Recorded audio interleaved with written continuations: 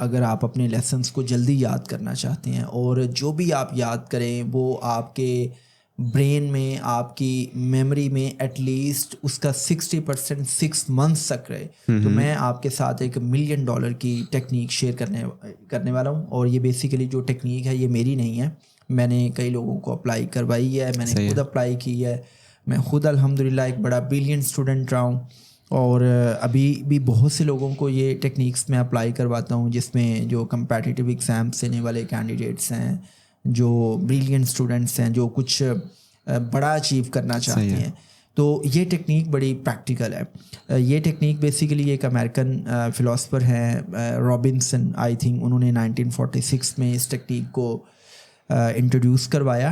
And this technique और method is commonly known as SQ3R method.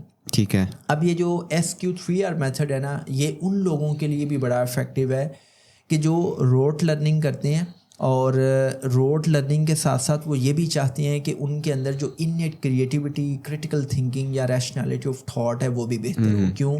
क्योंकि we have seen so many students के वो matric में, inter में, बोर्ड एग्ज़ाम्स के अंदर तो बहुत अच्छे मार्क्स ले लेते हैं, बट एट द मोमेंट जब वो एंट्री टेस्ट में अपीयर होते हैं, MD कैट में, ECAT में, तो वहाँ पे वो परफॉर्म नहीं कर पाते। क्यों? क्योंकि वहाँ पे कहीं ना कहीं उनको आउट ऑफ द बॉक्स सोचना पड़ता है, क्रिटिकली चीज़ों को देखना पड़ता है।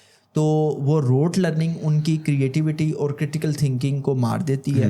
सो ये जो SQ3R मेथड है ये आपको एम्पावर करता है कि आप अपनी क्रिटिकल थिंकिंग को भी नर्चर कर सकें। और अगर आप इस मेथड को अप्लाई करते हैं तो जो भी याद करेंगे जल्दी याद होगा, और जो भी याद करेंगे वो आपकी मेमोरी में रिटेन रहेगा, और एटलीस्ट 6 मंथ्स तक उसका 60% रिटेन रहेगा। अब SQ3R मेथड में S स्टैंड्स फॉर सर्वे, मतलब आप कोई भी क्वेश्चन करने लगे हैं तो आप उसका जायज़ा ले लें, सर्वे कर लें कि इसमें हेडिंग, सब हेडिंग्स, ग्राफ्स, डायग्राम, उसकी डिस्क्रिप्शन, इक्वेशंस क्या हैं, आप उसको अच्छे से एक दफ़ा देख लें। मतलब ऐसा नहीं है कि जी आपके सामने एक क्वेश्चन आया और आपने उसको क्रैम करना शुरू कर दिया, आपने उसको रिकॉल करना शुरू कर दिया। आप क्या कर लें, आप उसको थोड़ा सा देख लें। सही है।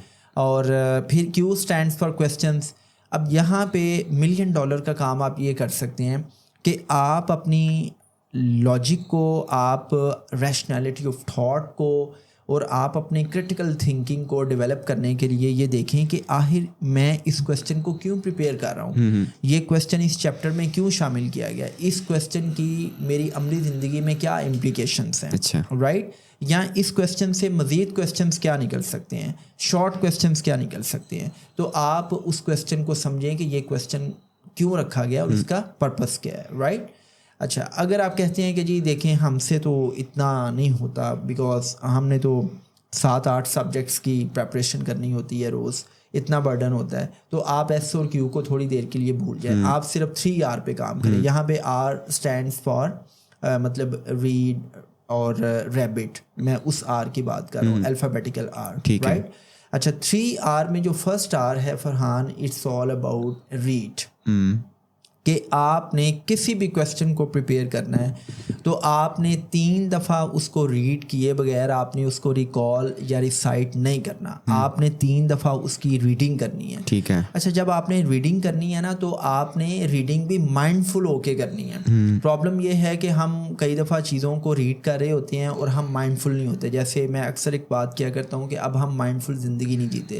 हम खाना खाते हैं तो हम खाना खाते हुए क्रिकेट मैच देख रहे हैं, अब हम नमाज़ पढ़े हैं तो हम नमाज़ पढ़ते हुए भी कोई ना कोई हिसाब किताब कर रहे होते हैं। नमाज़ गुजर जाती है और हमें पता चलता है कि हम एक ऐसे ऑटोमेटिक मूड में थे कि जिसमें नमाज़ पढ़ी जा चुकी है और हमने सलाम भेजा है, एंड दैट्स इट। सही है। तो आपने रीडिंग भी माइंडफुल होके करनी है, और जब आप रीडिंग करेंगे तो ऑब्वियसली आप उसको समझेंगे, आपकी जो एप्रीहेंशन है वो बेहतर होगी, तो आपने उस क्वेश्चन को समझने की कोशिश करनी। सही है। अब इसमें ना जब आप रीडिंग कर लें तो आपने रिचर्ड फाइनमैन की $1 ट्रिलियन की टेक्निक को अप्लाई करना है। अच्छा। और अगर एक बच्चा इस टेक्निक को अप्लाई कर लेता है तो मैं गारंटी के साथ ये कहता हूँ कि वो बच्चा जो भी लेसन याद करेगा उसको कभी भी नहीं भूलेगा। सही है। क्यों? क्योंकि ये टेक्निक इतनी इफेक्टिव, इतनी प्रैक्टिकल, इतनी प्रैग्मेटिक है कि इस टेक्निक का डायरेक्ट ताल्लुक माइंड साइंसिस के साथ है, ह्यूमन साइकोलॉजी के साथ है।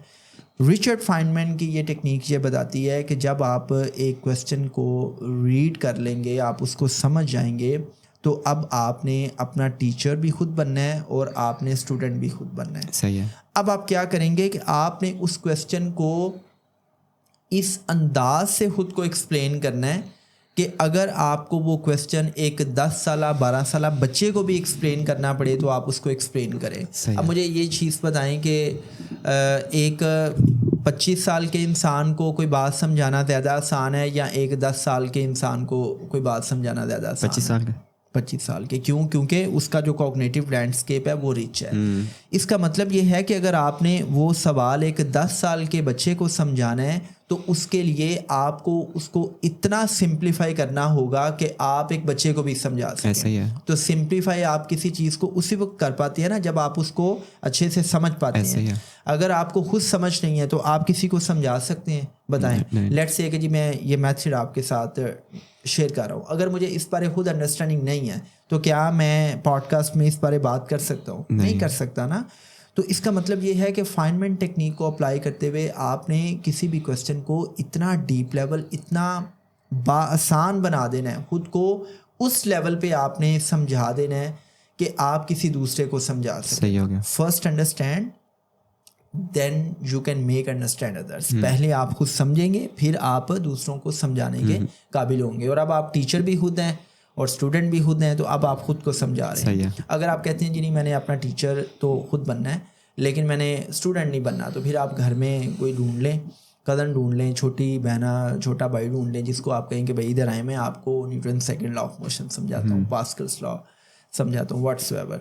तो आपने फाइनमैन टेक्निक को अप्लाई किया और आपने उस क्वेश्चन को समझ लिया। अब इस टेक्निक को जब आप अप्लाई करेंगे तो उससे आपका अंडरस्टैंडिंग लेवल बेहतर होगा, उससे आपकी जो कंसेप्चुअल क्लैरिटी है वो बेहतर होगी। और अगर आप एग्ज़ाम में चले गए हैं और आप को स्ट्रेस मिलने की वजह से जो चीज़ें आपने क्रैम की थी, याद की थी, वो आपके माइंड से स्किप हो गई है। अच्छा। लेकिन अगर आपका कॉन्सेप्ट क्लियर होगा तो आप उसको लिख सकेंगे या नहीं लिख सकेंगे? बिल्कुल ठीक है। तो यहाँ पे आपने ये काम कर लिया। Then next R, second R stands for recall और रिसाइट। अब आपने उसको याद करना है। मतलब याद आप डिफरेंट तरीक़ों से कर सकते हैं। अगर आप ऑडिटरी लर्नर हैं तो आप क्या करें कि ऊंचा बोल के आप याद कर लें। अगर आप काइनेस्थेटिक लर्नर हैं तो आप लिख के भी याद कर सकते हैं या याद करके लिख सकते हैं। अगर आप विजुअल लर्नर हैं तो आप ज़रा देखें चीज़ों को, याद भी करें और साथ साथ देखें भी। तो इसमें यह है कि आपने अब ऐसे याद करना है कि जैसे हिफ्स करने वाले स्टूडेंट्स कुरान को हिफ्स करते हैं, तो अब आप उसको कॉन्सेप्ट्स क्लियर होने के बाद चीज़ों को रिकॉल कर रहे हैं, रिसाइट कर रहे हैं, याद कर रहे हैं। लास्ट आर जो है ना ये मोस्ट इम्पॉर्टेंट है। मोस्ट इम्पॉर्टेंट इस तरह है कि last R stands for revise, recall, I stand corrected, revise, repeat, और एक और वर्ड है रिवाइज होता है, रिपीट होता है, या क्या होता है, चलें जो भी होता है। मतलब आपने ना उस क्वेश्चन को रिवाइज कर लेना है, दोहरा लेना है, रिपीट कर लेना है, ठीक है। लेकिन आपने उसको 24 घंटे के अंदर अंदर रिवाइज करना है। चूँकि माइंड साइंसिस ये कहती है कि आपके ब्रेन में दो किस्म की मेमोरीज है, एक शॉर्ट टर्म मेमोरी है और एक लॉन्ग टर्म मेमोरी है। कोई भी जो डेटा है वो हमेशा पहले शॉर्ट टर्म मेमोरी में जाता है, लेकिन जो डेटा हमारा दिमाग 24 घंटे के अंदर अंदर रिवाइज कर ले, रिपीट कर ले, या किसी भी डेटा को अगर हम बार बार डिस्कस करें, या कोई भी डेटा, कोई भी इंफॉर्मेशन जिसके साथ एक इमोटिव वैल्यू हो, जिसके साथ हमारे इमोशंस जुड़ जाएं, तो वो डेटा जो रिपीट किया जाता है, जो दोहराया जाता है, वो डेटा हमारी शॉर्ट टर्म मेमोरी से हमारी लॉन्ग टर्म मेमोरी में चला जाता है। आपने देखा होगा कि कोई ऐसा इवेंट जिसमें कोई इमोटिव वैल्यू हो, या कोई ऐसी बात, या कोई ऐसा डेटा जिसको आप रिपीट करें, जिसको आप 2-3 लोगों को बता दें, या जिसको आप रिवाइज कर लें, तो वो डेटा आपको नहीं भूलता। वो क्या होता है कि वो आपकी शॉर्ट टर्म मेमोरी से लॉन्ग टर्म मेमोरी में चला जाता है, जिसको आप फिर बवक्त ज़रूरत रिट्रीव करते हैं, राइट। तो ये जो टेक्निक है, रॉबिन्सन कहता है कि भाई आप जो भी याद करो, आप 24 घंटे के अंदर अंदर उसको रिवाइज कर लें, रिपीट कर लें, दोहरा लें। जब आप उसको रिवाइज कर लेते हैं तो उसका फ़ायदा क्या हुआ, वो चीज़ें लॉन्ग टर्म मेमोरी में चली गई और फिर आप क्या करते हैं कि आप वीकेंड्स पे जो भी आपने सारे वीक में पढ़ा होता है उसको आप थोड़ा सा टाइम लगा के आप रिवाइज़ कर लेते हैं। और जो बहुत ब्रिलियंट स्टूडेंट्स हैं वो क्या करते हैं कि रोज़ उस दिन का काम याद करने के साथ साथ जो पिछले दिन उन्होंने याद किया होता है उसको वो 10 मिनट में 15 मिनट में एक जो है ना वो गो थ्रू कर लेते हैं, रिवाइज़ कर लेते हैं, और फिर वो एक वीकली रिवीजन हो जाती है। और फिर अगर आपके मंथली टेस्ट हो रहे हैं तो ऑटोमेटिकली वो आपकी एक रिवीजन हो जाएगी। जब आप इस अप्रोच के साथ चीज़ें याद करेंगे तो फिर आपकी क्रिएटिविटी, क्रिटिकल थिंकिंग, आपकी जो रैशनैलिटी ऑफ थॉट है, आपकी जो कॉन्सेप्चुअल स्टडी है, जो भी आप याद करते हैं वो 6 महीने तक 60% एटलीस्ट उसका आपके माइंड में रहता है। तो एक तो आप SQ3R मेथड और जो फाइनमेंट टेक्निक है इसकी अमेलगमेशन, इसका जो कंपोजिट यूज़ है वो जब आप करेंगे तो आपको लेसन्स जल्दी याद होंगे।